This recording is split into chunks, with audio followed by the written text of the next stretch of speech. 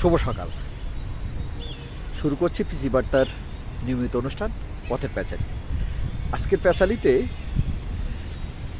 বাংলাদেশের জাতীয় সংসদ ভবনের দক্ষিণ প্লাজায় আমেরিকার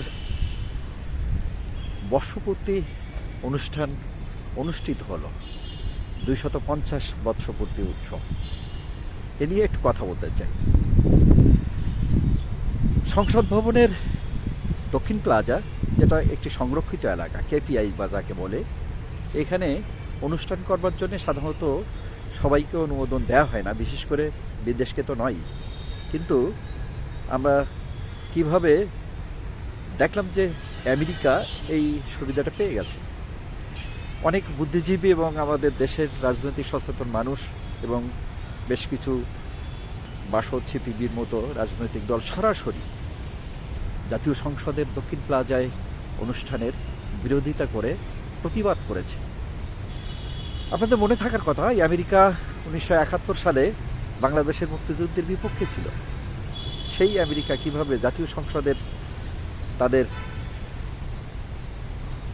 250 বছর পূর্তি অনুষ্ঠানের অনুমতি পায় এবং সেখানে জামাতের আমির বলেন যে আমেরিকা তাদের পরীক্ষিত বন্ধু।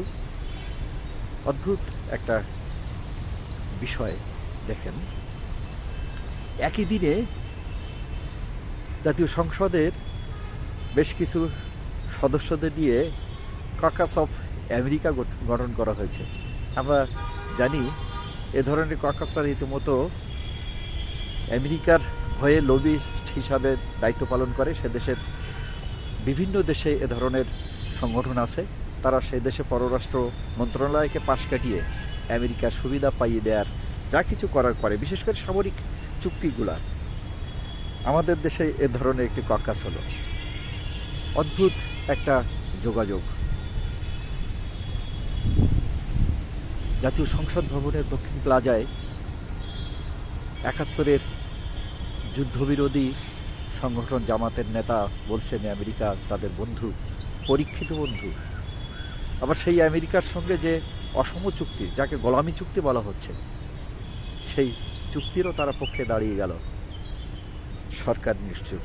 কিভাবে আজকের সরকার এ ধরনের একটি অনুমতি দিল, এটা নিয়ে প্রশ্ন তো অবশ্যই উঠবে।